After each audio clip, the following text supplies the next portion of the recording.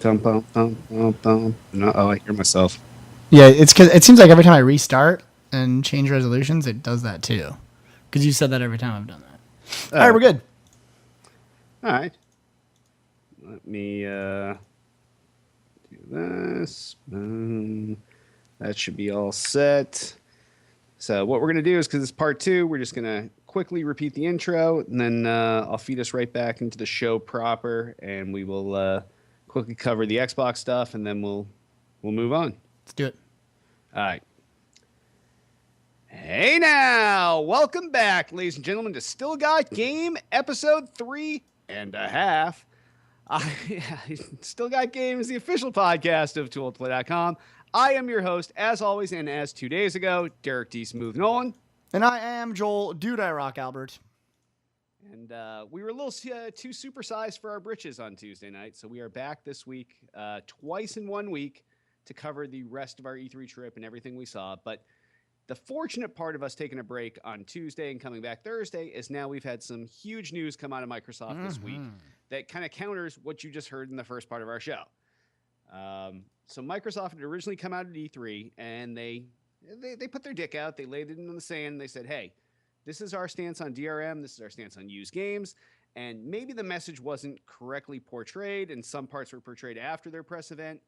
But they definitely had laid something out, and whether it was due to misunderstanding or because Jack Tredden during the Sony press conference made it seem like a much bigger deal, people didn't really understand what Microsoft was doing, and now, as was announced yesterday, they have basically said, okay, we heard you. We're going to do exactly what we did with the Xbox 360, and we're getting rid of all the new things that we were going to do with the Xbox One. So what do you think about this, Jay? This is terrible news. This is I can't remember. I saw someone put something in the forum along the lines of we basically traded in a sports car for a faster horse, which I think is probably the best way to describe what they're doing.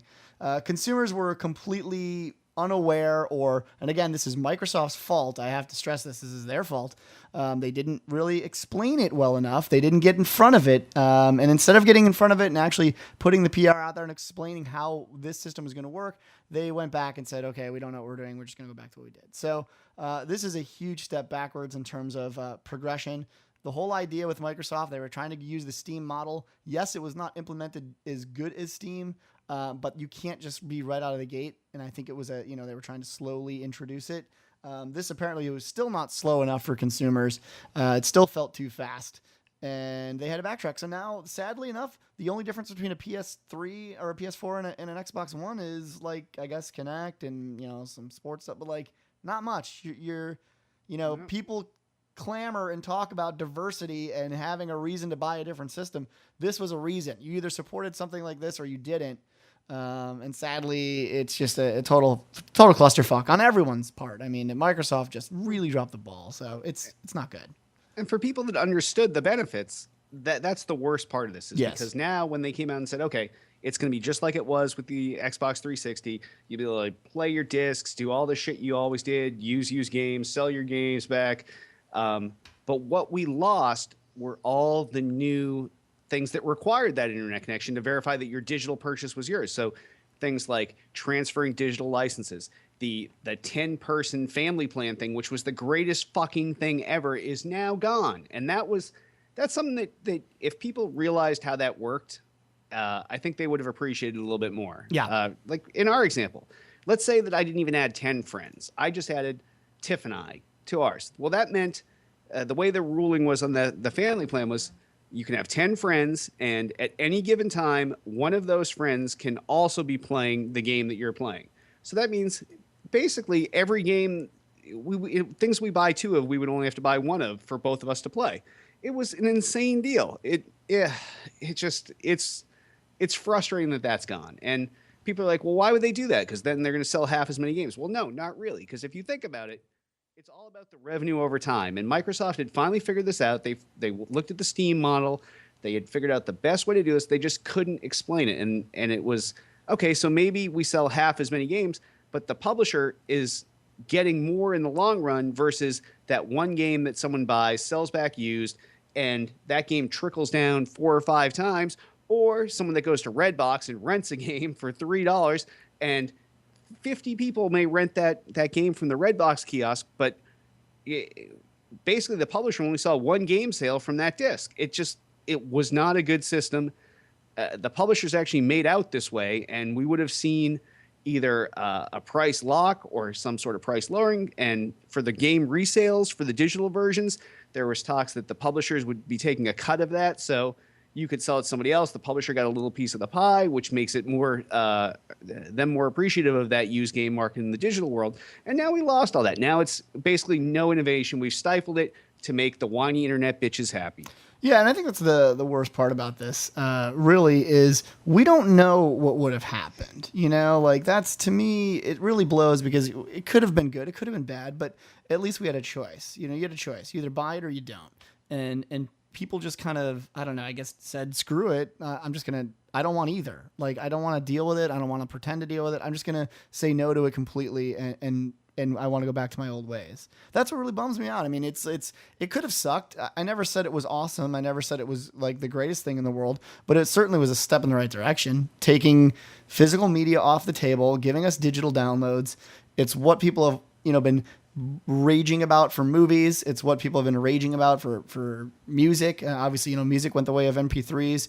No one buys CDs anymore. This is the natural progression of things, and people need to fucking chill the fuck out and deal with the fact that games now aren't. I mean, I get it. I know that people are upset about this. I understand the heat. I understand why people do get angry, but this is no longer a physical medium anymore. Games are meant to be played as a service. And I know when people hear me say this, you're probably like, what are you, fucking a shill for Microsoft? Because it sounds bad. But the way I consume games is I play them for a while until they're no longer, needed, and then I move on to something else. Now, Halo, I've played for years and years and years. Loved the game, but they came out with a Halo 3. There's new content, new game, new whatever. That's the model now. Like, that's the model. You want to play more Halo? Well, guess what? In 3 years, get the next one.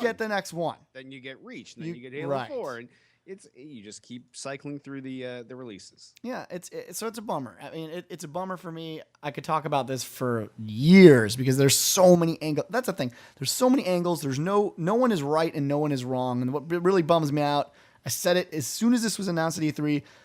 All we're losing is friends at this point. People are arguing and bitching and. Like on the forums, it's like hate and you're a fucking asshole and it's getting like personal. This is video games, guys. This is video games. We're not curing cancer, playing fucking video games. Take a chill pill. Exactly. Buy what you want to buy. That's how it should have been in the first place. You don't like what Microsoft's doing? Guess what? This is what competition is about. Buy a fucking Sony, sit in your chair and shut the fuck up. Done deal. You like both? You like exclusives? Get both. Buy both. Yep. Can't buy both? Get a fucking job. Come on, people. Exactly. Simple. All right. All right. Well, I guess that's, and we'll take some calls or comments on this. 773-527-2961, podcast@tooltoplay.com. Let us know what you think and weigh in whether you were one of the people that understood what was going on, didn't understand. Now that you understand after the fact, you feel bad that you whined like a little bitch. Just let us know either way, and we'll cover that on next week's episode. But right now, we're going to jump right back in where we left off to our E3 coverage. And we had just finished up what we actually saw on Tuesday of E3. And we were heading off to what is my very favorite part of E3. It is the pinnacle of the E3 experience. And that is something that we are privileged and honored to be invited to every year. We are definitely outclassed when we go. And it is Michael Pachter's we call it a party, but it is a networking event, and it is literally my favorite thing of all of E3. Yeah, I mean, there's really no, there's nothing in E3 that is even.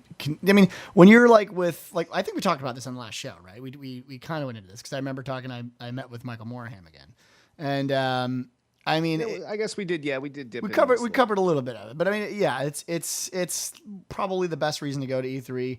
It's really cool to see your heroes or the people that you look up to or you read about every day, and the movers and shakers in the industry, and the people that are coming up with these ideas and doing the marketing and stuff like that.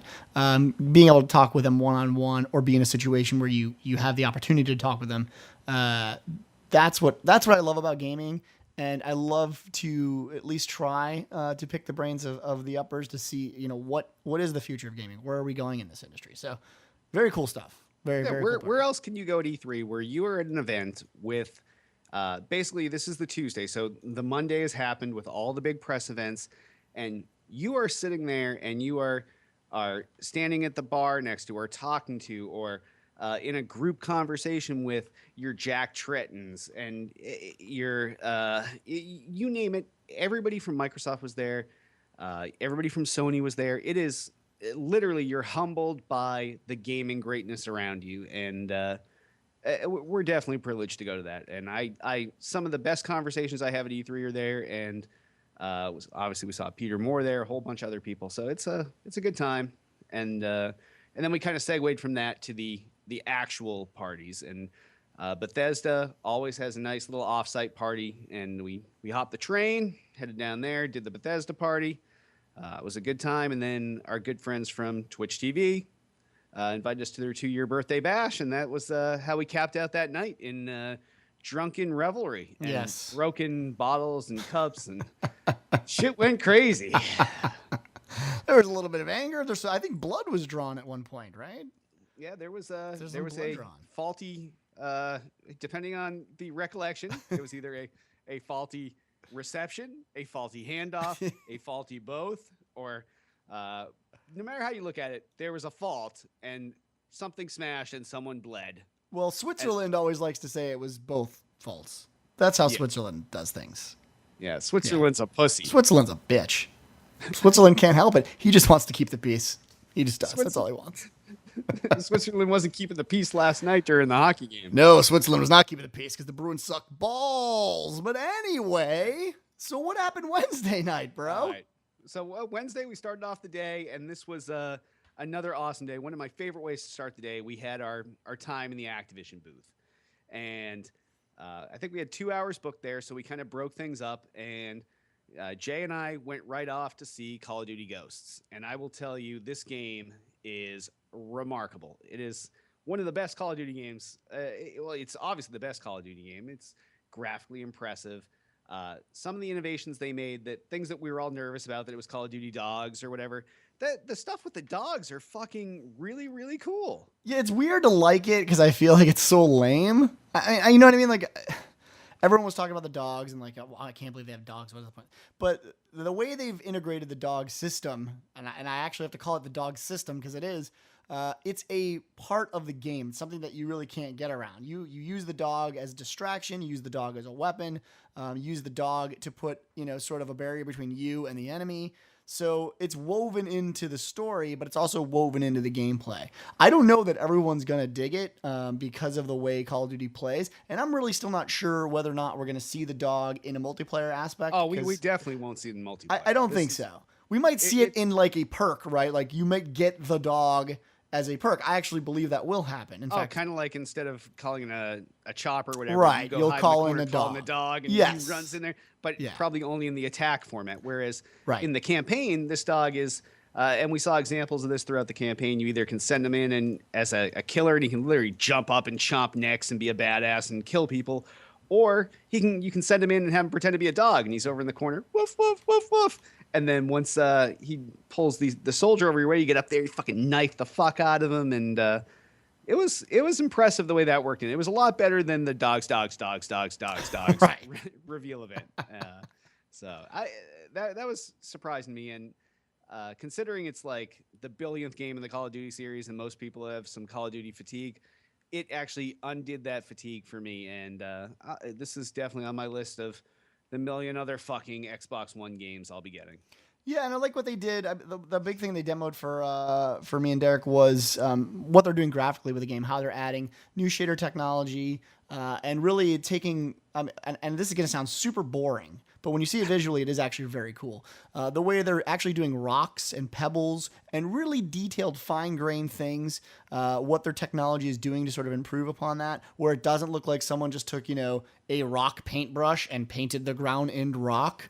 There are nooks and crannies, and all these have collision detection as well. So the rocks are there for a reason, not just for show. And then on top of that, how they've sort of been able to round out edges and smooth a little bit. They use the scope as the example, smooth edges and things like that. Just really where you finally can say to yourself, oh, okay, so this is the leap forward in this generation. This is what this can do comparatively to the current Xbox generation. So that stuff I geek out on. Just knowing where we're going is really cool with me. And that's it really was. Jay kind of shit on it and shit on himself, but really it was one of the most interesting parts of the demo. They were like, all right, we're going to back this up. And they're like, take a look at this. And then there's this nice water flowing and these rocky shoreline on the side. And they're like, all right, we're going to dial down. And it was like a build of their game where they could just dial shit down. They're like, all right, we're going to take down all of our, computer generated AI bump mapping for rocks. And they bring that slider down. And as it comes down, like it then becomes Modern Warfare 3 or Black Ops 2. It's like that diagonal with the rocks texture on it. And then all of a sudden they're like, let's bring it back up. And then it's like bloop, bloop. And you see all the individual rocks like being adaptively formed just based on the texture itself. And it's like, okay, well, the texture has these rocks here, even though it's flat on the texture. Well, let's bring this up. And they can, it was just an impressive tech demo. And hopefully that video ends up somewhere online to explain to lay people how this works, because it really was one of the most impressive things we saw at E3. Yeah, it's one of those things. Again, it's hard to explain, but when you see it, you're like, oh, this is what next gen is. And the whole thing behind this, how they're doing this tech demo, it's all being generated dynamically as well. So the idea is they don't have to paint sets or create. They can quickly and on the fly sort of lay out these barriers, lay out walls, and they're all interactable. I think it was a big portion of that. You can create buildings, create trees that you can destroy, and they all have physics attached to them. Plus, they look really fucking good. So that's a good thing. I mean, this is, again, I'm not a huge Call of Duty fan anymore, but I always pick it up anyway because my brother does. Like, I have to. That's like he picks up Halo, which I don't even play anymore. So now I feel like I'm getting the fucking short end of the stick. I'm buying both games I don't give a shit about. But I will be buying both those games anyway. But this one actually looks a little bit like it's not the same old. It's still a Call of Duty you love, but at least they're trying, right? But then again, there's so many new IPs that are breaking barriers. I'm looking at you, Titanfall. So it's gonna be an interesting couple of first months when this console launches. Oh yeah. Excited. Now, while we were in checking out Call of Duty Ghosts, Tiff went over and checked out Skylanders Swap Force, which, for those of you with kids, or for those of you that are just Skylanders junkies, this is now the third iteration. We had Skylanders Giants, now we have Skylanders Swap Force. And now you got to bear with me, I'm working from her notes here, but these are the Skylanders that break into two pieces. Each character is kind of split in half. You put them together, it forms a brand new character with new combos, new skills, and everything else. All the toys from the prior games work, although you do need a new portal this time. So that was the difference between Skylanders Giants. The portal could carry over, but not the game itself. And then there were all the new characters. This time it's got 16 new swappable characters. And if you do the math out, 16 times 16 with the two different parts, that's 256 possible combination characters you can make from this. Once again, unfortunately, it's got no online co-op, so it's a local game just like it was before, which is great for kids because you sit in the same room, you're putting your Skylanders on the portal and having a good time. This time around, it's going to be 1080p next gen on the next gen system, so it looks decent. Looks like something that we know we're going to get it here. The kids love Skylanders. We got fucking every Skylander on the planet. The only person with more than us is Eric Neustadter, E. So. We definitely love Skylanders in this house, and it's great for kids in that 8 to 10 range. And Tiff said it was awesome. She can't wait for it. Yeah, it's not this is good for me because it's not the type of game I'll ever play or ever look at. So now you can save all that money. But I can save a shit ton of money. I got games to buy. I got to be careful what I purchase now. Exactly. Yeah. All right, and then the last thing we saw at the Activision booth was Destiny. sweet Destiny.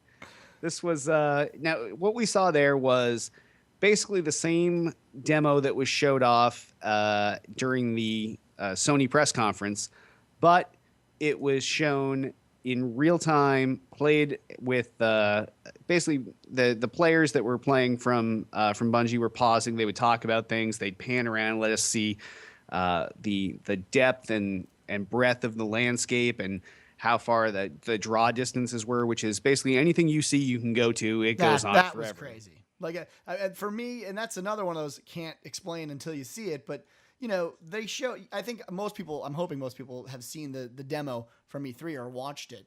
But there's a scene in the beginning before they go into the wall, And what they did in our demo was they said, okay, let's turn around. Like, and there's a huge cliff and there's these mountains. And he's like, nothing in here is a painted scene. No, it is all 100% real. If you want to hoof it and go check this stuff out, you can do that. It's all real.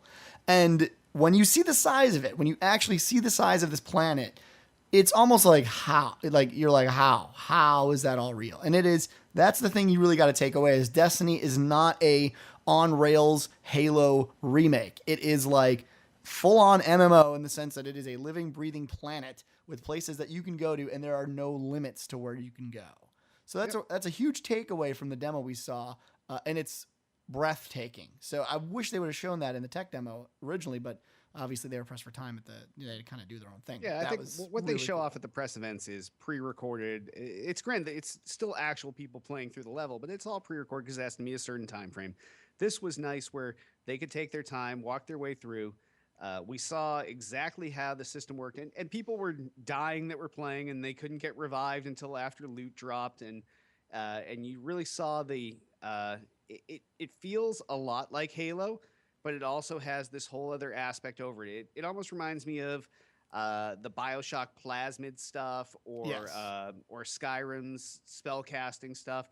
It's all right. So you got this gun, you're working here, and then you're going to cast this spell over there, and the guys fucking push back. And just the combination of that, the magic stuff as well as the gun stuff was awesome. And then the boss battles, like you're hiding and kind of dragging out the boss and taking him down. And then when it's done, you get all your loot and you're ready to move on to the next thing. And this is... It's like Borderlands on crack, right? I mean, it's essentially Borderlands, but I would say it's much bigger. Obviously, it's a bigger world than Borderlands. It plays similarly to Borderlands. In fact, it's interesting to see them sort of come out of the gate with a game that is, it's Halo and Borderlands and Call of Duty all mixed into one. So the question obviously then is going to be, and I guess here's where the difference is. The question is going to be how many people can they fit on screen and how many people they're going to actually allow you to play. And in the tech demo, they essentially had, I think we counted, I want to say it was 9 I wrote in my notes. They had 7 in the room. 7 in the room, okay. Because I counted when I was watching. I was like, okay, 1, 2, 3, because I wanted to see how many people they can get on screen. But it's the drop in and drop out gameplay that they were kind of trying to show off, which is you're in a world, a boss spawns, or a public event is what they call it. And this is very similar to anyone that's played pretty much any MMO in the last 2 years. In fact, they almost all call them public events, which essentially a boss or an event, if you will, happens. And it's public. Oh, I wonder where they got that name. And so anyone can join into it. And so the idea was, here's 2 guys. They're in this event. They find a boss. But hey, we got a bunch of our buddies online. Guys, there's a public event here. And then everyone just drops in and plays and fights this boss. So it's really trying to demo not the boss battle itself, but how easy it is to seamlessly integrate all these players into this place. And it was at really that point there were a lot more. It was like a fallen devil walker or something we watched them take down, and it was fun. It's cool to see that aspect of it. Like, oh shit, let's bring in the troops, and by the time you get out there, you see all these other troops coming in, and everybody's just ready to do what needs to be done. Yeah, and they kind of also showed off. I don't know if they did this in the other demo. They showed off the difference between levels. So they had like a level 20.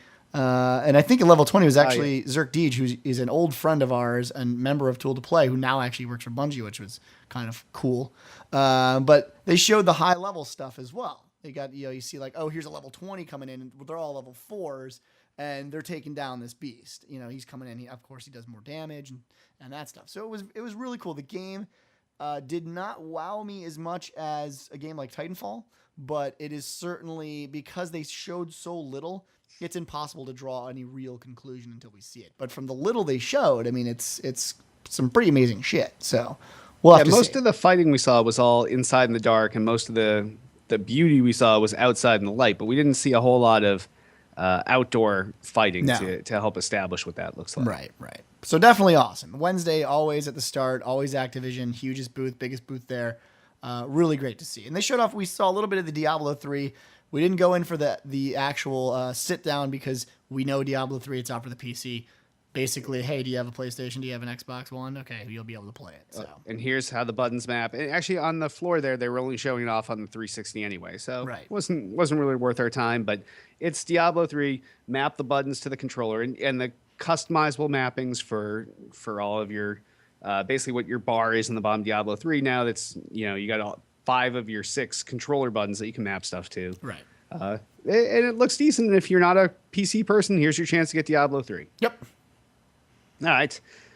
So we went from there. Like, this is like the back-to-back badass shit. Right from there, went over to EA. And that was, once again, this is like where you start weighing all these titles and pick which one's your favorite. We started right out of the gate. We saw Titanfall behind closed doors at EA. And that was so awesome. If you didn't like what you saw of Titanfall during the press events, seeing it again in a less controlled, more either just watching gameplay or anything else, this game is fucking exciting as fuck. Everything about it is great.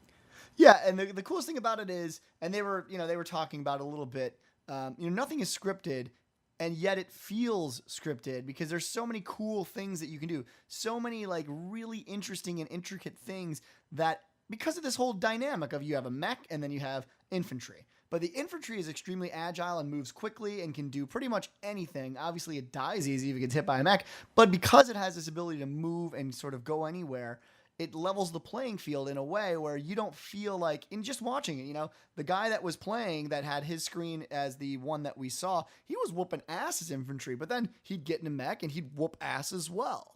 And so seeing these dynamics play out on a large scale, I want to say it was 16 versus 16. I wish I could remember the actual number. Well, that was the big thing that they showed off there. So after we watched the demo for 10 minutes, they're like, oh, by the way, what you're seeing here, and they pulled back this black curtain on the side of the room to look through this glass wall, and it literally was a shitload of the developers back there playing. Like, that's what we were watching. What we thought was, we didn't know what it was. Yeah, we didn't know what it could have been AI, could have been a special build, but no, this was live gameplay with the guy we were watching in our room against all these people in the room next door, and it was awesome. And like Jay was saying with the mechs, like you'd think, this is gonna be fast, this is gonna be slow, this is gonna be overpowered. But once you're in the mech, if somebody's got a rocket, they're locked onto you. You get the beep beep beep. It tells you that what kind of danger's incoming, and that's your chance to like pull the ejector seat and head out. And we saw our guy shoot down guys as they were ejecting and parachuting down. We saw him get shot down. We saw people beat down mechs and rip out the pilot and fucking smash them. Like, just so much cool shit is in this game. Yeah, and watching like the mech, you can get kills almost in many different ways, and I think that's what's fun. Like Derek was talking about, if a guy ejects, he shoots up into the air, but you can just kind of raise your gun and blow him out of the air, and you get like a cool achievement for it. But one of the cool things we saw is like the mech itself can stomp on infantry. So if you get in the way, it's like Hulk smash. So there's just so many variables to how you actually play the game that while it's not as open as a lot of games that we're seeing, because that's kind of one of the threads we've seen in this E3 is because of cloud computing and obviously more focus on the net itself. Everything is coming pretty close to being an MMO. This is really like map, shoot shit, kill people, but it's so fast paced and has such a variance to it. It doesn't seem boring. It's like, it's not the old shooter. It's not the Wolfenstein shit we talked about last week, shoot zombies, whatever. It's new, it's different, it's dynamic.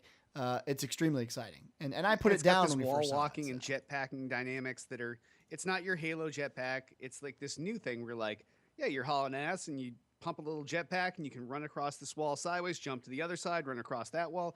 Or you know what? You fucking ejected out of your mech and you're coming down your parachute. Well, kick it a little bit of the jetpack and kind of ease in slowly or drop in where you have to go. And we watched that during our demo. Like there's guys in a base taking over one of the capture points, and the mech's coming in one way and he gets his mech taken down. He floats in, drops in right through the hole in the ceiling, drops right in, takes out 3 guys.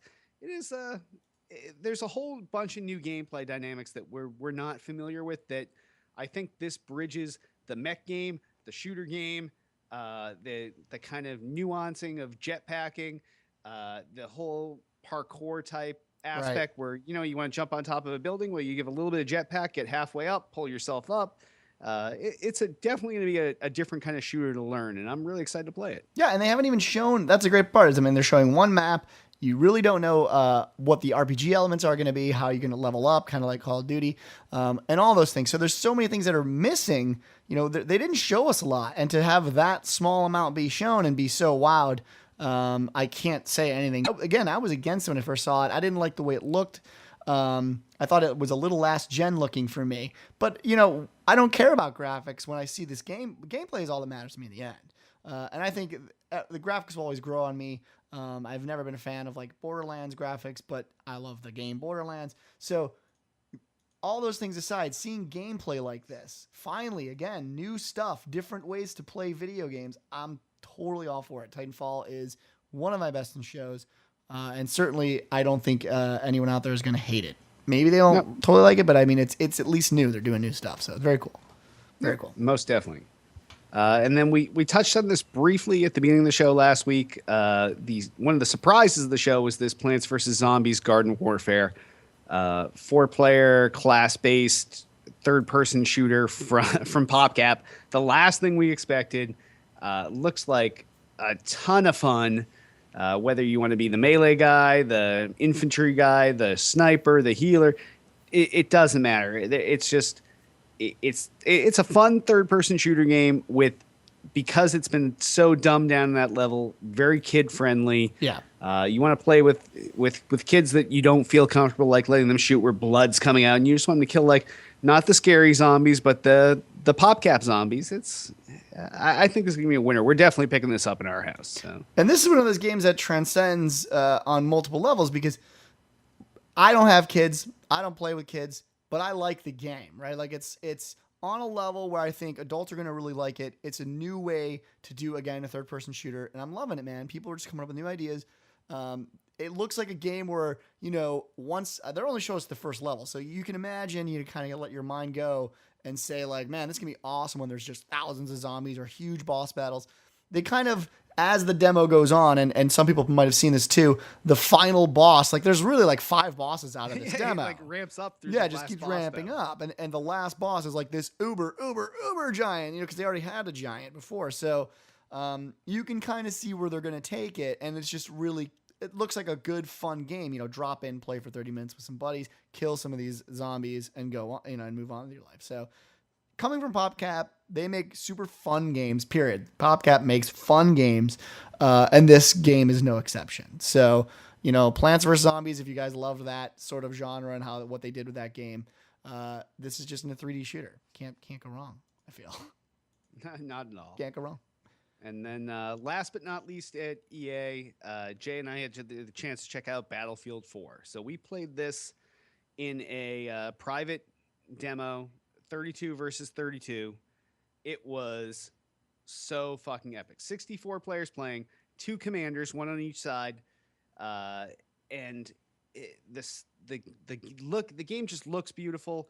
The scope of just how far things go out and how big these maps are, it fits right for 64 players. So you don't feel like you're like this little dwarf and it's going to take you a month to get back. As your squads are moving up and following the commander's orders, you're getting more tickets. It's moving you forward, and then you can spawn on them, kind of the frontline spawn versus the back spawns. And the way we played it, we're on PCs that had both the keyboard and mouse and the new Xbox One controller.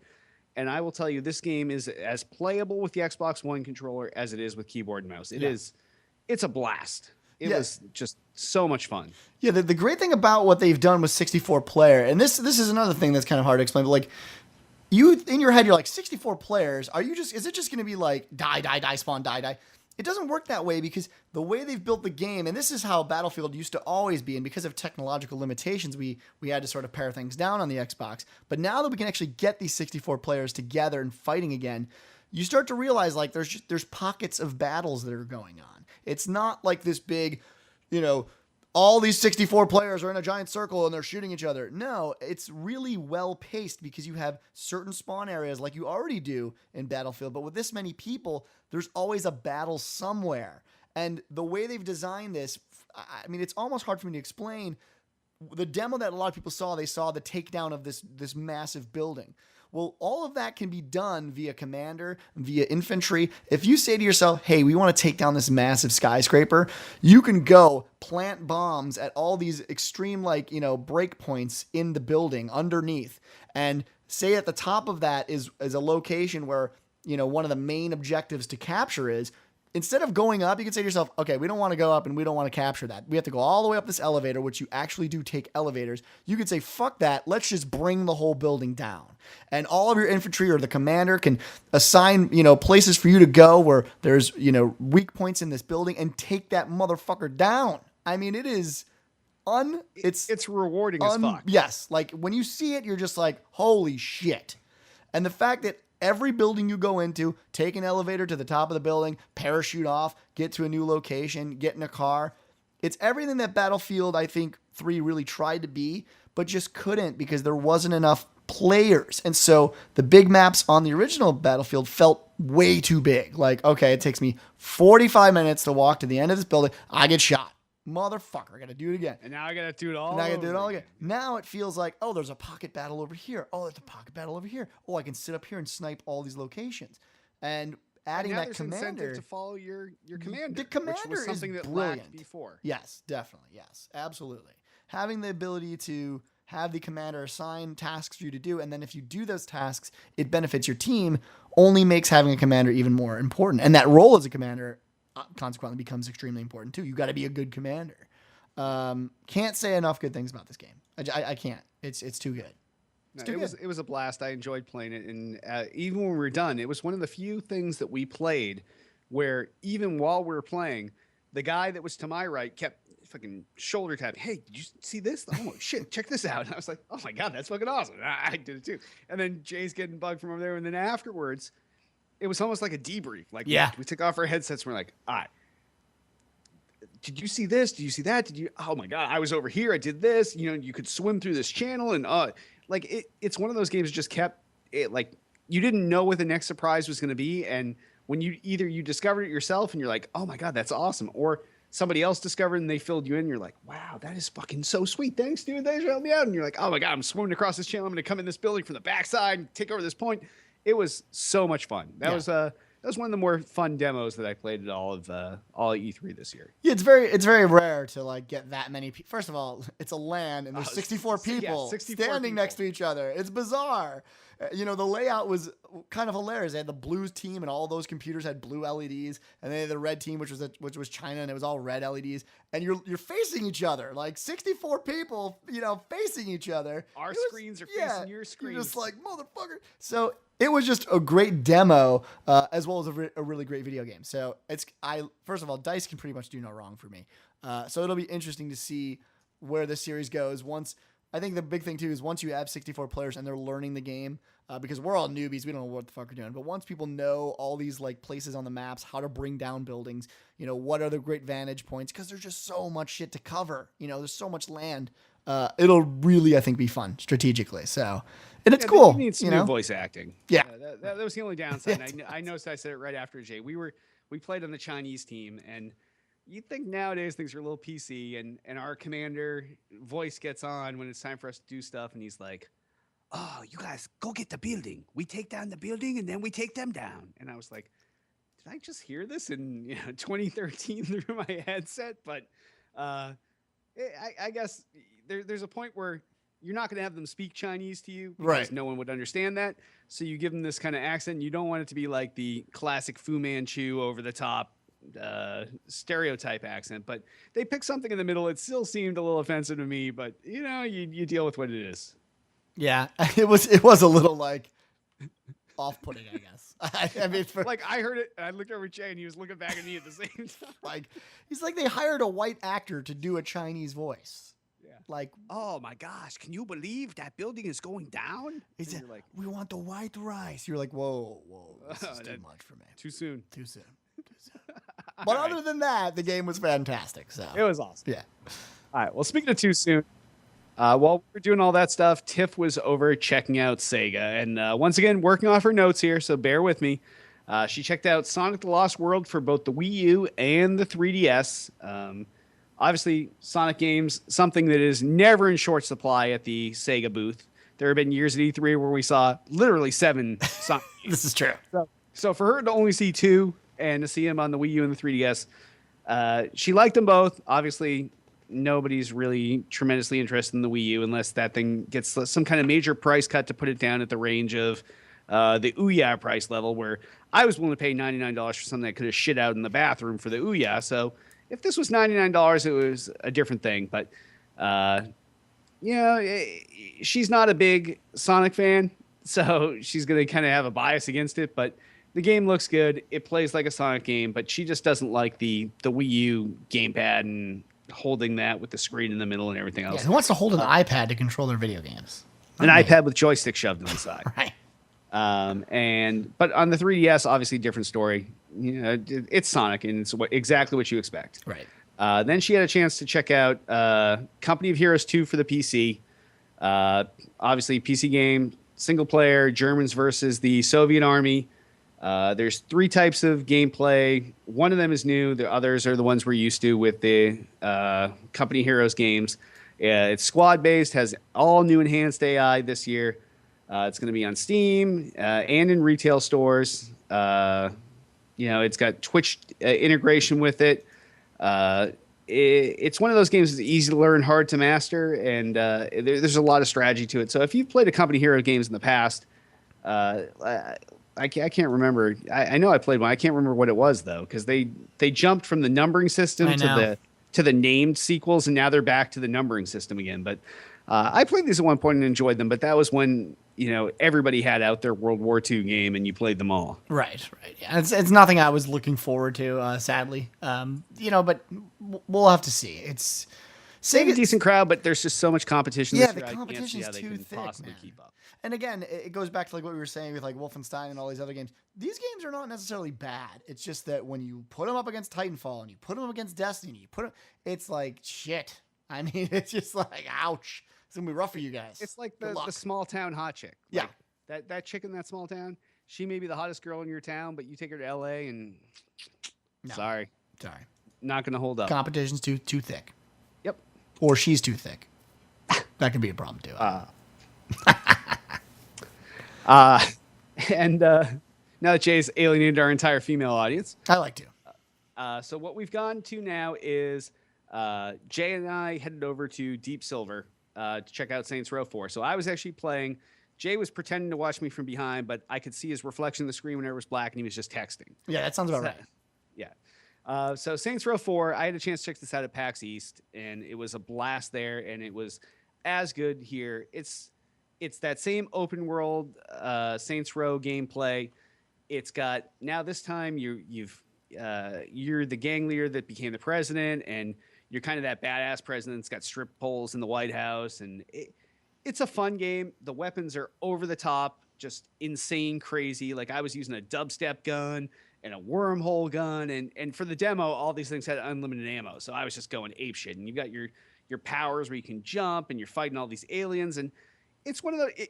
If you like the Saints Row games, you're gonna love this game. If you're not an open world game person, it's one of those games that you got a half hour to kill, and you're like, well, I really don't want to dial into like 8 to 10 games of Halo or Destiny or Titanfall right now, but I could play this for a while, and it is fun, but it really just depends on the type of gamer you are. Yeah. So it definitely it makes you smile all the time, and it's like the very first choice you get in the game: punch this dickhead in the face, or kick this dickhead in the balls. And you're like, well, those are my 2 choices.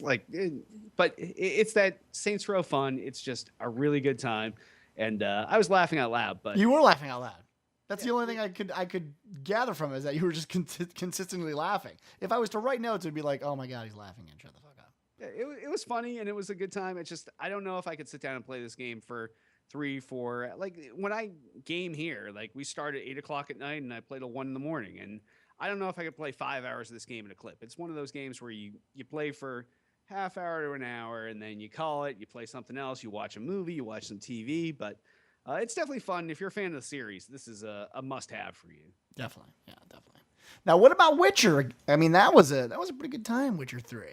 This was one of our crazier meetings. So CD Projekt Red worst game company, most passionate people that work for a game company. These guys are out of somewhere in not this country. I believe it's I want to say it's Poland.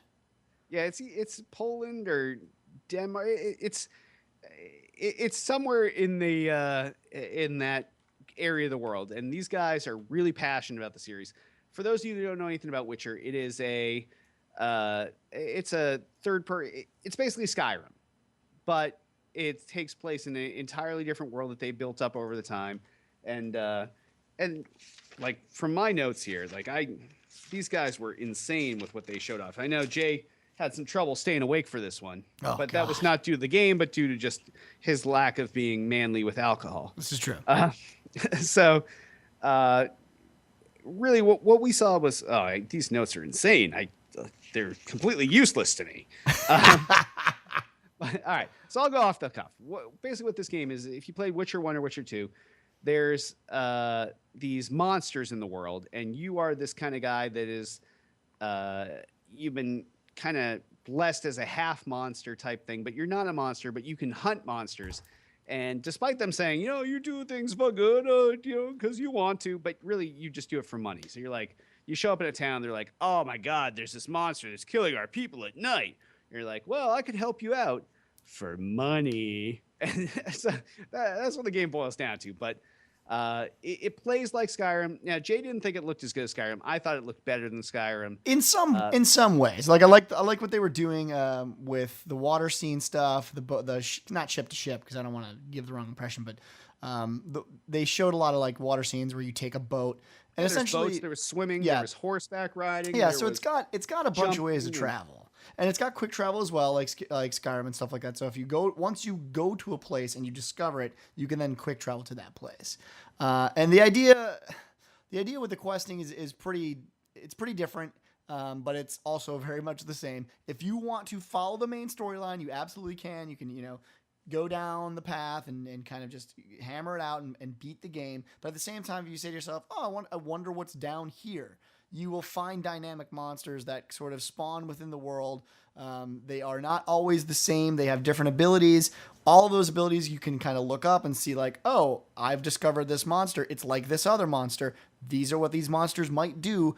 And now I can sort of formulate a strategy for how I'm going to beat this monster. So yeah, you have like this monster Rolodex that you're slowly filling in over time. And as you learn things, this thing populates. So you see this new monster, you pop up your database, you're like, oh, how am I going to fuck this thing up? And you're like, oh, okay, well, it's got this and this. And as you fight it, let's say you win or lose, now when you go back in the database, the rest of that stuff is populated with everything that you learned. Right. So, it casts like fire shit on you, or it's tied into the to nature, and it can call trees up to fucking entangle you, or whatever it can do. So that part's cool, where you're really seeing like you're building up this database.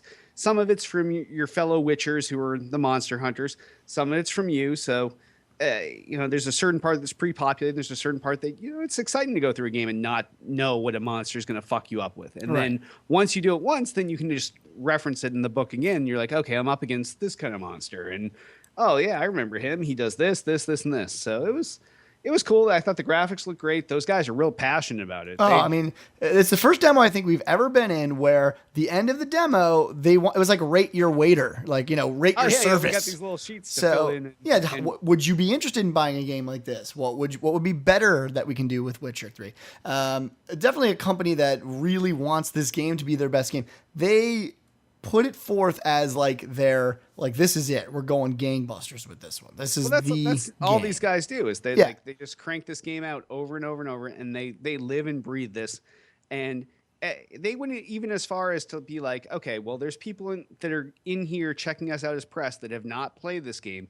So they made sure that they gave us copies of Witcher 1 and Witcher 2 to make sure that we could accurately talk to our representation of Witcher 3, which we don't even have to play yet. But it's like, go play these two, and then you'll understand the story that got you here. And they made a point to say, okay, even if you're coming in at Witcher 3, you could play this standalone, and it would be a fun game. But there's this other layer to it where if you know the first two, then it's an entirely different game that you have this other experience with. So either way, it looked good. It's going to be coming to PC and They said finally the next gen consoles are powerful enough to run this as well as the PC. So I'm kind of excited for this, and having seen what Elder Scrolls did with Skyrim and where they're going, this seems kind of more my style. It's hard and gritty. Like one of the missions we saw, they went to this town and they had to kill. Basically, they're like, "Hey, Witcher, help us!" And he's like, "Well, I'll help you. What kind of monster you got?" And he figures out the monster,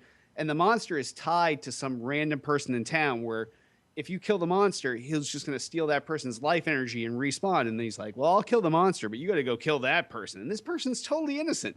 So now the dialogue tree is telling you to tell someone in the game to go kill some random person in their town before you can kill this. So there's a lot of those kind of heart. Yeah, the moral decisions to make. Yeah, moral decisions that you really have to think through. Yeah. And it's a different thing you don't see in games a lot. So I was impressed. Yeah, and they're taking, believe it or not, I mean, he said this in the beginning, but Witcher is kind of like a Tolkien, if you will, of Poland. Like this is a major book out there. So this is a storyline that people, I'm assuming if you are Polish, you probably know this already, but it's like a big story out there. So they're taking that environment and they're bringing it into a game. And so they're passionate about telling that story as well. So it makes, Skyrim's a great story too now. It's got enough time behind it where they've built a story, but this is a pre-existing story. So it's really kind of cool that they're taking something that, in Polish culture that a guy like someone like me would never be able to read, first of all, because I can't read in general. And it would probably suck too. It would probably suck. Because it was written in Poland. Right. No offense to our Polish viewers and listeners. Alienating lots of people today, I see. But no, it's really kind of cool, that they're bringing this, stateside as well. So, you don't see teams this passionate, and you don't see teams when they demo give you beer. That's also another thing that they do. Yeah, they're like, hey, if you guys are gonna be in here, you might as well go grab some beers. They have this big fucking open front wine cooler of just about every type of beer you could want that's from Poland or overseas or fancy import. And then, like Jay was saying, I found it here in my notes. For those of you big fans of Polish literature, it's Andrzej Sapkowski. I'm pretty sure that's not how you say that. No. But the main character is Geralt of Rivia. That's easy to say. Now we're tossing trivia out there. But Andrzej Sapkowski is the one that wrote all these novels in Poland that everybody there is. They're like their Twilight or their. I said Tolkien, and you're going with Twilight? I'm trying to be nice. I'm going with Twilight because, from what they said, it's that kind of cultural impact. Like, not everybody here has read Tolkien, but everybody there seems to have read these. Like, everybody here has read either the Harry Potter books or Twilight or Hunger Games. Everybody has not read Twilight. Go fuck yourself. If you've read Twilight, go fuck yourself. This is my new... maybe not all of us have read it, but some of us just watched it. Can I alienate Twilight people too? You sick sons of bitches. Why don't you read some... How about you go read some fucking Tolkien? How about that? No. All right. Well, while Jay and I were checking out CD Projekt Red's The Witcher, Tiff was in seeing our friends from Astro. And these are new friends because our old friends no longer work at Astro. So from her notes, once again, take them with a grain of salt. She said there was not too much to report. They went over their product line showing the high-end pro gaming headsets, which are the Astro branded ones that we always see, and the lower end ones, or I guess they probably wouldn't call them lower end, but just not the ultra high end, which are the Skull Candy ones. The price point break was basically the Skull Candy ones were under 200, the Astro ones over 200. Now they kind of add this feature, the Skull Candy ones, where if you flip up your microphone, it automatically mutes it, which is kind of a nice thing because not only are you getting the microphone out of your way to have a sip of your drink, you're like, bloop, but you don't have to worry about two things at the same time because sometimes I'll mute my mic, but then I'll go like over the top of my microphone, try to get my drink in there. So it's win-win as far as that goes. Now, these guys did not have anything to say about how the Astros were going to work with new consoles and how they were going to fit in, but we will get to that in Thursday's shit. So that's kind of dun, dun, dun, dun, dun. Stay tuned for right after we talk about the Wargaming Party. Right. So, capped off Wednesday night, we went over, our good friends over at Wargaming, once again, invited us to their party. We love these guys. Arthur, one of the craziest guys ever. Basically, Oh. we knew here in the U.S. we knew nothing about wargaming before 3 years ago. These guys showed up at E3. They're like, "Come to a party to Sweet Mother Russia. We have parties and sweets, and it's fucking awesome." This is very And really, accurate. this Even is the the accent, accent even show the with accent is very accurate. everybody. Yeah. No, this is how it went. Yeah. So we go up to their suite 3 years ago, and they have this big giant table, maybe a circle table, 10, 12 feet in diameter. The thing is covered with handles of every liquor you can imagine and Pringles, because Right. that's what they love in Russia. They are want handles of liquor and Pringles. Yeah. This is And accurate. and every time I talk to them, I send them the picture from that I took at that table. They're like, "Oh, remember that, Arthur? Oh, that was so good. We did so good." That was not a Russian. That was accent there. horrible. That was Wow. more Swedish. But that's what happens when you start working through the drinks. Understood. But yeah, these guys they came out of nowhere. They've been doing this overseas and super successful for a long time, and now they're just coming into it here in the Yeah. U.S. And every year their parties get bigger and better. We've gone to their E3 parties, and we've seen it grow from come over to our suite after hours and hang out in our room and watch girls make out upstairs in the bedrooms to now we have a legitimate party to now we have a bigger E3 party this year. The party was huge. Like outside, they had the tank You parked. brought a out in tank. the tank is parked out in the road in front of the building. They have kind of banners hanging down on the building with little red lights shining up on them. It felt almost like Soviet Russia. It was Soviet Russia. It was good. It was Soviet it was Russia. awesome. They had And, like the Russian DJ. I don't think he was Russian at all, by the way. I'm just putting it out there. But we got to take fun little photos with us with like AK-47s and hand grenades and all this other, wacky shit. Open bar, which doesn't really hurt either, right? That makes party pretty good. Yeah, well, that's the big change we also saw. We'll talk about that with parties now this year. Always in the past, we always get the VIP invites to these parties, which are you get to go, you drink for free, and then there's people that are just invited to the parties that get the normal invites that they have to pay for their drinks, and there's no VIP. Well, now the new thing is whether you're VIP, like it's like went to the Twitch TV party. Everybody's VIP because now to the point where the inside circle that gets invited to these things, they want everybody to drink for free. And that's what the Wargaming party was. It was literally everybody that was invited, open bar for everybody. And it was a good time. And if you follow us on Twitter, any of us, Derek Nolan, Dude I Rock, or Electrify, if you're friends with us on Facebook, Derek Nolan, Joel Albert, Tiffany Nolan, there's pictures of us from all these parties that at least one of us has posted there, been tagged in, and but the Wargaming picture is definitely one of our favorites. Quality. We even said like just going for the picture, like we just to show up and take the picture was really kind of fun. Yeah, everybody's got a photo booth nowadays, but not everybody has the cool military accessories. Like, and they were real. Like when I put on this helmet, this metal helmet, the thing must have weighed. I handed it to you. It must have weighed like 10, 12 pounds. And I put it on. It's like, ugh. Well, yeah, we were jokingly saying like, oh, this is live ammunition, like because they're from Russia, they probably just have they took the pin out of the grenade and they're like, here you go, take it. In Mother Russia, don't drop that. Pictures look better with real ammunition. Do not drop these grenades; these are live.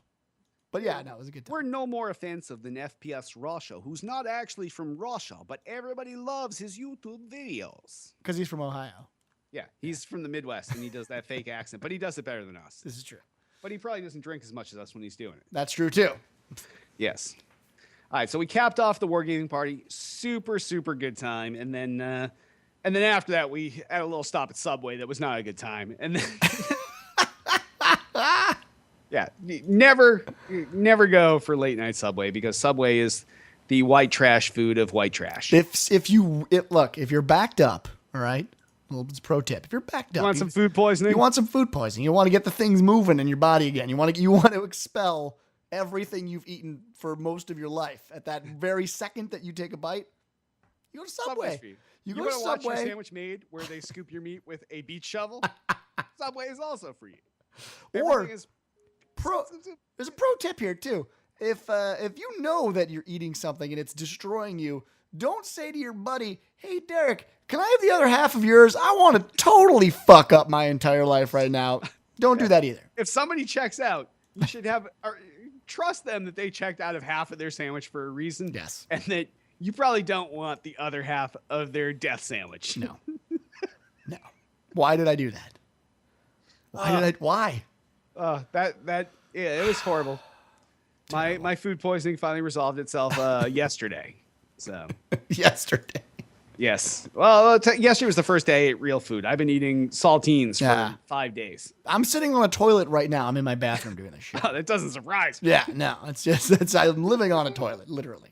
It's terrible. It's terrible, people. Well, all right, let's move on. Despite massive amounts of food poisoning, we hit Thursday hard. We hit it like it was fucking hot. And Jay and I started out the day over to visit our friends at Opage. Or as those of you on the internet know them as Hoppage.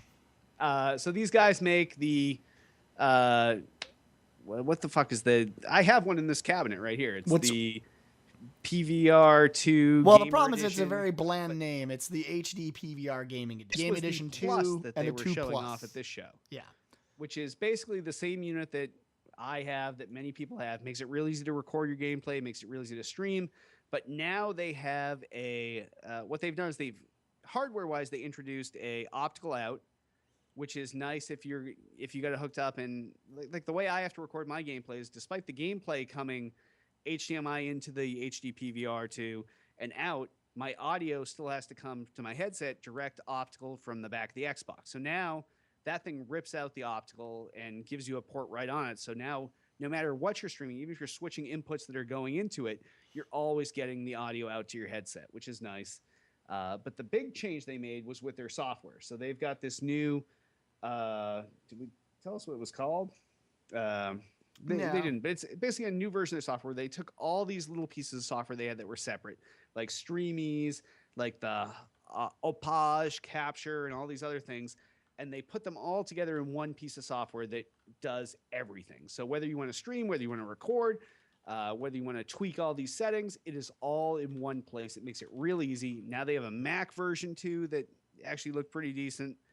Like I said, if you've already got one, the software is yours. You can just go out there now and get it for free. Yeah. But if you don't, and you're looking for optical out, this is one you can pick up on the cheap, and it's not a bad deal at all. No, it's not. In terms of quick setup and getting things going really fast, that's what Hapunk has really been kind of trying to do.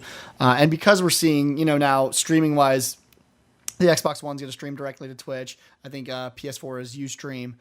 There's certainly, in the world of streaming, it's probably not going to be as prevalent. But if you want to record your gameplay and do clips and have it in a format that's right on your PC that you can then, kind of refactor in any way you see fit, put your titles on and all that other stuff, it's still a great device. And because it's so easy to set up too, you're not sort of pigeonholed into like, oh, I can only stream Twitch or I can only stream to Ustream or whatever.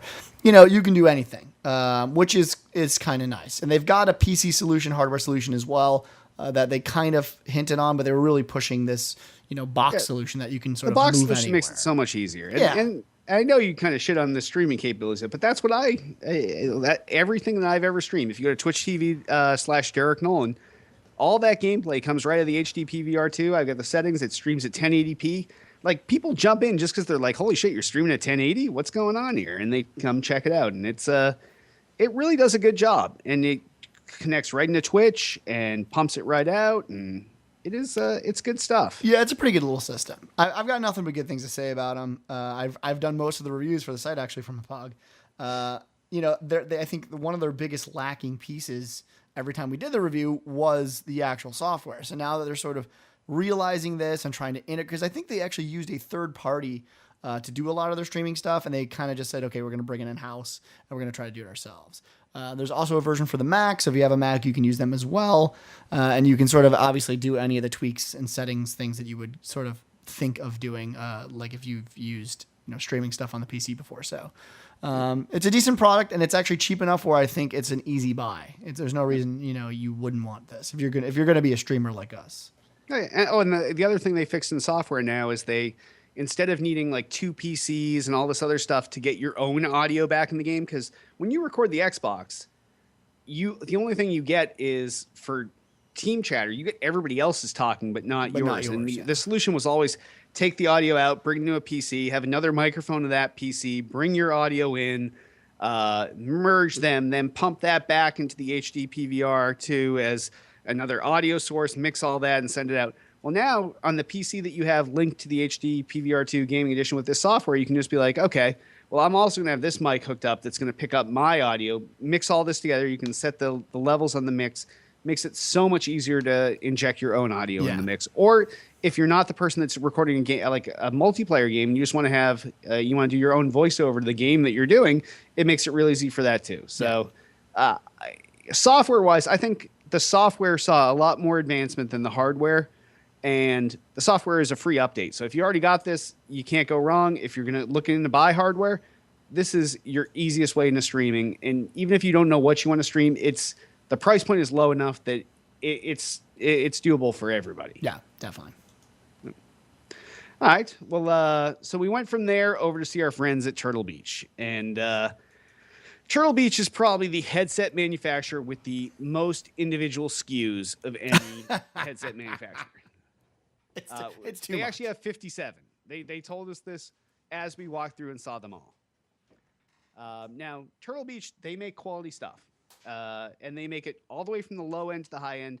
They had this stigma for a long time where people took Astro and Triton more seriously because they were kind of the elite headsets, and you can go to any big box store and get some Turtle Beach headsets. But because now they've got all these partnerships with MLG, they're trying to focus themselves as a more high end headset manufacturer.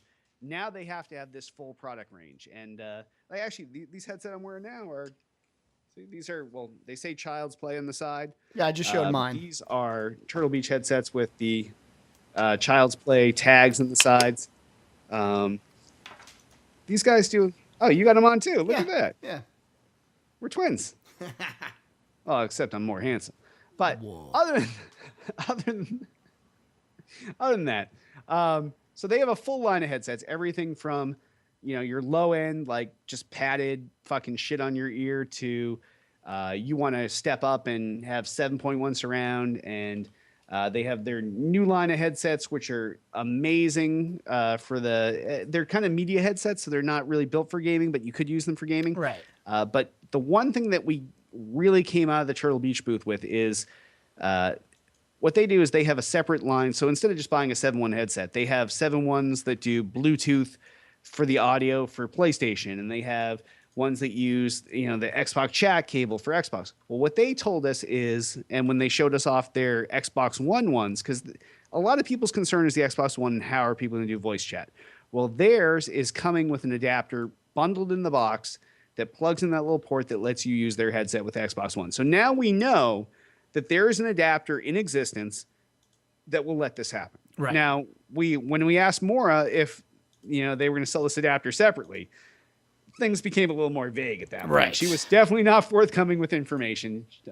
Obviously, if they were to have it, they would love to sell it, because there's people with a million different headsets that would love to have an adapter, be able to use it with the Xbox One, and don't want to have to buy a headset bundled with it. And those manufacturers probably don't want to put in the effort to build an adapter just to sell to their existing market base. But there will be a way to use these existing headsets with the Xbox One.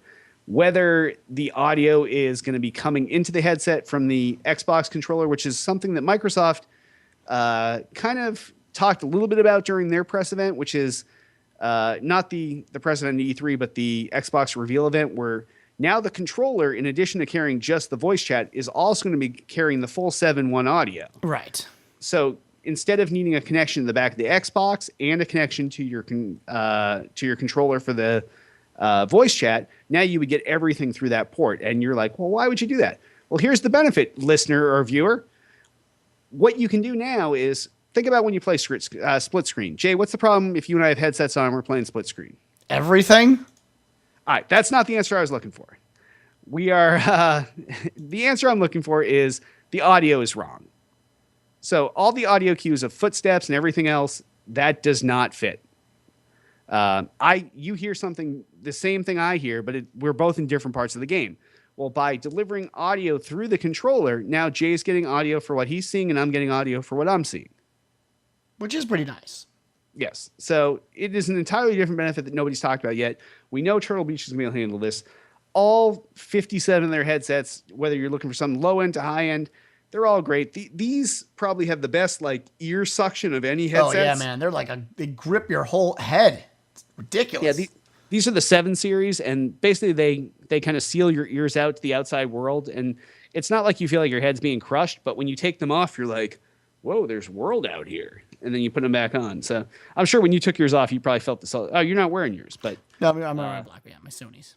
Yes, but it is it's quite a feeling. You definitely feel like it's a quality headset. So we do like them, and I'm doing a review of the XP7. They'll be up on the site soon. I had that just before E3, and I just haven't had a chance to write it up yet. Yeah, and it's cool. I mean, really the big takeaway with going to see Turtle Beach is them kind of showing off that, like, hey, guys, we don't suck.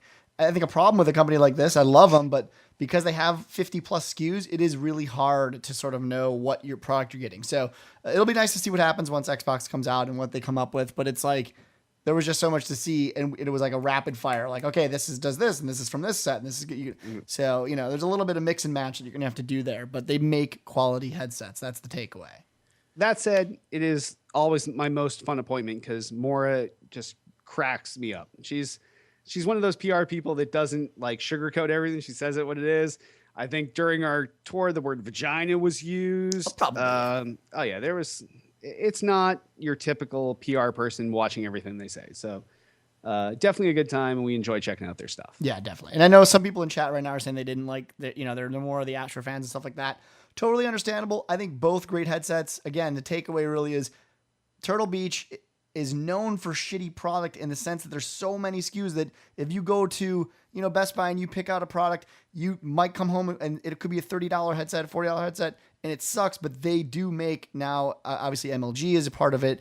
They're making high quality headsets. They always have, but it's really kind of been under this, big box store of only being able to sell these $40 products. So it's nice to see how comparable now they are to like the A40s or the other things at Astros. And again, when they talk about the internals and what they've got going on in the Turtle Beaches versus the A40s, there's a rivalry there, and there is a lot of talk of tech. A lot of things they talked about were noise reduction, ear canceling, anything from the background, if your dog's barking, all these things that they're working on to really one-up A40s and one-up what they're doing at Astros. So there's competition there. And remember, guys, competition is good. So we want this. Makes everything better. Yes. Good stuff. Yeah. All right. Well, after that, Jay and I went over to see our friends at Wargaming, and we love those appointments. Always a good time. We saw their latest game in the series. Obviously, we know they had World of Tanks. And we saw the latest and greatest from World of Warplanes, which is their aerial dogfight combat thing. Just like World of Tanks, shitloads of actual real world planes. The battles are timed down to 15 minutes, so nice. Get in, get out. You want to play a battle or two, you have 15 minutes, you have a half hour, fits right in your time frame. And these guys love it, and they love putting out these quality games. And it was exciting to see. But the big thing they were coming out with is free to play World of Tanks for the Xbox. Now, This is a huge advancement for them. It's going to be out for the original Xbox 360, so nobody has to wait. It's free to play. It is World of Tanks with a bunch of little tweaks in it to make it more fun on consoles, because a tank game can be a long, drawn-out game on the PC. But here they've dialed it down to, without making it unrealistic, they've changed the gameplay in a way where you can get these smaller, quicker matches on the Xbox. And while we were in our appointment, we watched a couple people play a game, and it took them maybe 10, 12 minutes to finish that game. Yeah, that's about right. And they did like a quick match, but they also cut I think 30% of their roster of tanks on the PC as well. A lot of the starter tanks, they just got rid of them. They said, look, we don't want you to start with a slow, non-powerful, because the whole idea with World of Tanks obviously is it's an MMO. You play and you work your way up, and it's a very tedious process. Well, that doesn't really work on a console, and it certainly doesn't work really well in the Western way of thinking that we do. We want our things fast, we want our things furious, and that's why we name movies Fast and the Furious, because that's the way we like our shit. So tanks move faster. They didn't do it into a way, again, that Derek said, where it's unrealistic, but they do move faster. You get tanks faster. You upgrade tanks faster. So the entire process is really streamlined now for the 360. It's made to be more dynamic and quicker to get you in the game and fighting tanks as quickly as possible. So it's a good move. It translates well now. They've remapped all the buttons. They've come up with a brand new interface to show off things a little bit easier. And again, the way he was speaking to us almost made it feel like, well, you're American, so you guys are really dumb. So we're just going to give you cues like, hey, dumb American, you're being shot from behind. You should probably turn around and shoot. You should turn. Yeah. We don't want to. We don't have to do the learning curve of this game because Right. if you play the actual World of Tanks, oh my god, this game is like, uh, yeah, we love these guys, but it's got There's some huge tedium. ramp up. Yeah. It's like you need to read a manual before you play, and then Literally. you read a manual as you're playing. Like, yeah, there's a pop-up manual in game. Right. Yeah. So, it's nice that they're sort of dumbing it, and it's perfect for the console. Like Derek said, you want to get in, you want to play, you want to get out. It's not the MMO world of the PC where it's like, hey, I need to spend 15 to 16 hours per day to build up my character. No, the objective in this version of World of Tanks is to get you playing with tanks. And it is cool, the demo they showed. Obviously, they want to bring it to the X-Bone at some point. They discussed that a little bit. They discussed the future of possibly, getting these tanks and these ships and these planes to all converge into one because they have the warships now. I asked them that last year. Yeah. They didn't answer then. I asked them at PAX East. They didn't answer then. You asked it here. Same story. We'd like to see. But there's a lot of physics and things they got to work out. They discussed how a bullet. Again, these guys, when they talk about warplanes, they talk about the PC version of things. It is accurate to a ridiculous level, and that's the point you got to take away. Historical specs. Historical specs. The physics, just when he talked about the physics and how pretty much everyone that works for World Tanks is essentially a physician, or not a physician, I'm sorry, a physics major or some, high level. The CEO is a physicist. Physicist, there you go. There's the COO is a astrophysicist. Yeah, these guys are fucking hardcore. They're serious, they're serious. They think all this out. And the example they gave is the reason why it doesn't work out implicitly is, well, you have tanks, planes, and ships. So in tanks, let's say you have this even size grid where you can say these pixels. In a tank battle, let's say that's 10 by 10. Well, for planes, because they're flying around, they're dogfighting, that needs to be a lot bigger. That's 120 by 120 in their scale. And for ships, these things have missiles and torpedoes and all this other stuff. It's a much bigger playing field. So in that same scale is 480 by 480. So now, how do you make it interesting to have a tank battle a ship? Or why can't the ship just sit off fucking shore where the tank can't reach them and launch in missiles? So they would like to get all this together, but all three things really need to jive and connect together and work together that way. Yeah. So maybe we'll see in the future. But what they're doing here is cool. It's different. It's cool. Historical value, all that sort of stuff is really kind of nice to bring to an MMO. So it's cool stuff. Yeah. And the big twist we learned from them is that the CEO has some kind of he's like an Indiana Jones. Like he funds all these expeditions to go to the bottom of the ocean and dig up like old tanks, and he's got them up in the Andes Mountains, like excavating like a down biplane for he really is a war buff, and he gets all this shit and he puts it in these museums that people can go to and check out, and they give money back every year to all these veterans charities. Yep. So they pick 3 in the United States and they pick these other ones overseas. So these guys really are. But when they say wargaming, they really are into the history of war and honoring that and appreciating it. And this guy is just imagine what it would cost to take ships to the bottom of the Red Sea and pull out some fucking down tanks that fell off a boat at some point. This guy spends a lot of, and this is out of his own pocket. This is out of the company's pocket. So these guys are definitely serious about what they do. And they have 60 million players, so how can they go wrong? Right. They throw some pretty good parties. Yeah, they do. True facts. All right. Well, the second to last thing we checked out at E3, Tiff and I went over to our friends at PowerA. They make a bunch of accessories. And you're probably familiar with the Moga accessory, which is either a little handheld pad that opens up. You can put your Android phone in. It's a Bluetooth controller for it. It has a D-pad and some buttons and some shoulder buttons. They also have another version of that, which is more like an Xbox controller. Once again, folds open, holds your iPhone, holds your Android phone. It's counterbalanced so the phone doesn't tilt it back away from you. This one has dual analogs, the D-pad, 4 buttons, bumpers, and triggers. It's every button you could want. They have something on the Android marketplace where games that are Mogified get listed there. So it's an incentive to developers to develop games for the Moga because, if you make a bowling game, there's probably 800,000 bowling games for Android. But there's probably one bowling game that's on the Moga store, and you download that Moga app, and it kind of spoon feeds you to content that uses your controllers. What they have coming out in the next year is they have ones with Rumble and all this other good stuff, and now with the iOS 7 announcement that it's going to support full Bluetooth controller support. These guys are in like Flint with this fucking shit. And there's going to be Mogus for the iPhone coming out as basically as soon as this fall, is what they said. So if you're into getting some kind of alternate control mechanism, I can't wait till this thing's out for the iPhone. You saw it last year, Jay, the little size one. Yeah. The one that's like an Xbox controller is even that much better with Rumble, all that much better. So imagine just dropping your phone in this and sitting back and tossing one in your bag or your backpack or whatever and playing on the train. Or it makes your phone less shitty a gaming device. Well, it kind of like finally turns your phone into, and this is what I was kind of thinking, like, you see something like this and Nintendo DS and all these other handhelds essentially become obsolete. The only reason you buy a Vita, which I love, is because you have access to that library and you have access to your PS4. So the Vita still has great value in my opinion, but like, those other handhelds, it certainly does put a stranglehold on them. If you can kind of tie these two things together finally and get that. The DS becomes moot at this point. Yeah, it really does. So it'll be interesting to see what happens. It's cool stuff.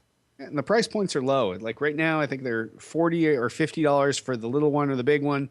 Once the iPhone one comes out, that's going to be, they are assuming the same price point. So this is definitely something exciting coming out of PowerA. And of course, these guys make a million other accessories, from iPhone cases to every Skylanders accessory there is out there. So they do have a good lineup, but this is really their premier product that they showcase at all these events. And we got a couple in for review that we're handing off to one of our Android reviewers now. One of Tiff's writers is a big Android person. She's going to check them out, and we'll get some reviews up on the homepage. Good stuff. All right, and the last thing that we had a chance to check out, we finally got over to the Disney booth. Harmonix snuck Tiff in to check out Fantasia, which is Harmonix's latest game. It's really hard to explain. Like Tiff in her notes said, it's hard to explain unless you're on acid.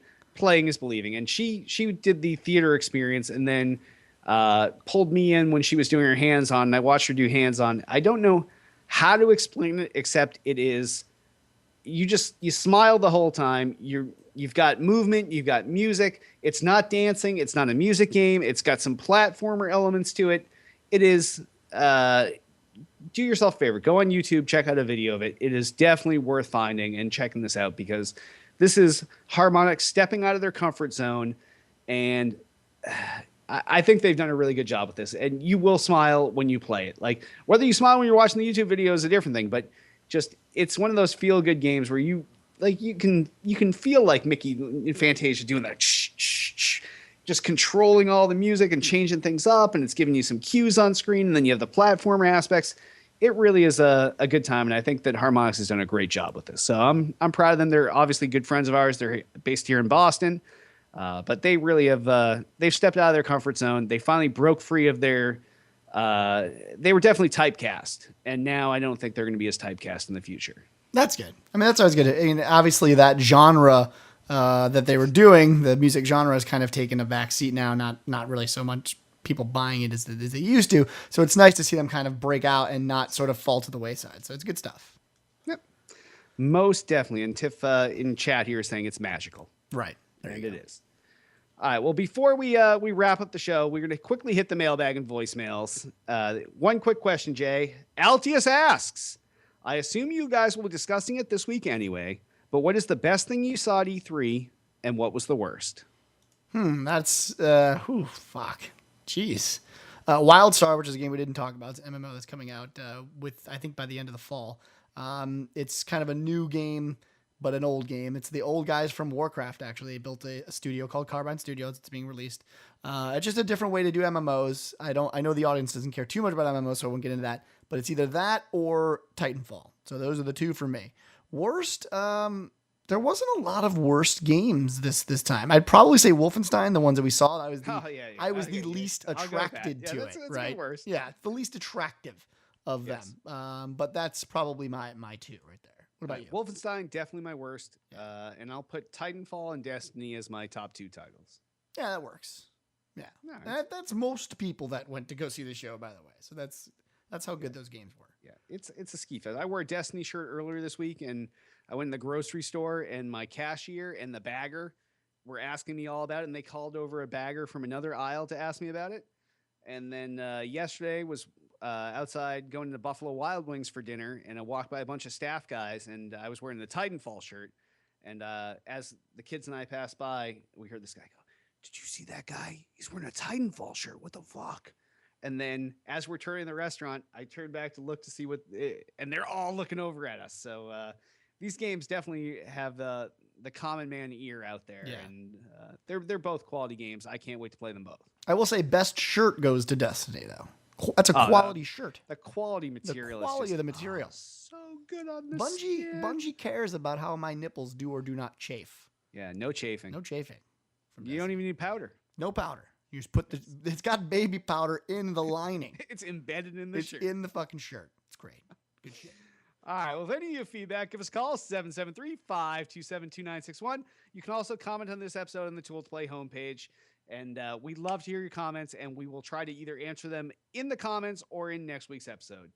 And then remember, sponsors are what support this show. So if you'd like to sponsor us, once again, 773-527-2961, podcast@tooltoplay.com. Tell us what you want to sell. We'll tell you what you're going to pay us. We'll sell it. You pay us. Boom. Done. Twitter us up. You can find everything Tool to Play related at twitter.com/Tool to Play. Everything podcast related at twitter.com/still_got_game. I, king of the internet, god of everything that's holy, I'm at twitter.com/Derek Nolan. And I am at twitter.com/DudeIRock. You can also Facebook the fuck out of us, facebook.com/Tool to Play, facebook.com/Derek Nolan, and facebook.com/DudeIRock. Also, please rate and review this podcast in iTunes. Jay, how many stars should they give us? Well, if there were 6 stars, you'd give 7. There are only 5, you should give 9. Exactly. Yes. That is the math you need to That's know. the math you need to obviously, Jay cannot read or do that. They just need to know that it's more than whatever it is. It's the level You're needs to go higher. take your limit because it's not the number you want to use. Go to 11. Yes. And if you so can, and you feel like you have some sort of writing skills more than like, got good, like lots. Well, okay, you know what? No, I like that too. Back. Even if that is your writing skill, just write something in the comments that says that you like us a lot. We save your life. You can't wait to see us every week. You can't wait to listen to us every week. We are the high point of your week. The rest of your week is teetering on suicide or murder or something else that's kind of horrible. But this is the high point of your week, is checking in with us and us taking care of you and kind of calming you, taking you off the ledge. Wish you would step back down from that ledge, my friend. Oh, dear God. That was horrible. You didn't help me out there. No. Yeah, don't be a jumper. Listen to our show. There you go. Or watch our show. So, and we'll remind everybody that each and every Monday night, we are live, 7 p.m. Eastern, 4 p.m. Pacific, twitch.tv/Tool to Play. And the show comes up on Wednesdays on the Tool to Play homepage, except for this week where everything is fucked up because of this oversized E3 episode. Yes. And on that, we will wrap this episode up. I am Derek D. Smooth Nolan. And I am Joel Dude I Rock Albert. E3, baby. You love it. Oh, totally. Tiff says I'm losing it in chat. What? What? Please. I am not losing it. Oh, man. Good stuff. Good stuff. Now I just need some of these games to come out. I'm so fucking bored lately. I know. We got to wait like months. Yes. God But there is some stuff to tide us over. Is like what? What do we got? Well, Tanks? there's nothing to tie us There's over. nothing. No. There's nothing. No. That is true. It's There's just, nothing. It's just, well, I mean, I guess it is the summer and I could actually go outside, but that sounds really terrifying to me. Yeah. Or you could play some of the games you missed. I might go back and play, now I can't remember the Oh, name. Last of Us. Pick up PS3 and Last of Us. Hey, does anyone want to send me a PS3? I refuse to buy a PS3 for one game. And what sucks is I desperately want to play Last of Us, but I can't now.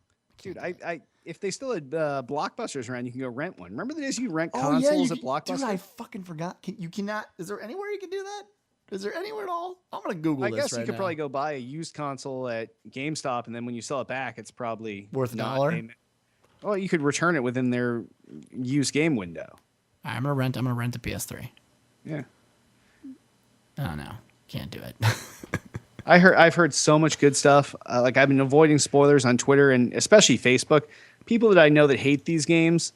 That's what I heard too. Is even if you don't like these games, you like this game. Yes, So like my buddy picked this up because it was Naughty Dog. Didn't know that it was survival horror.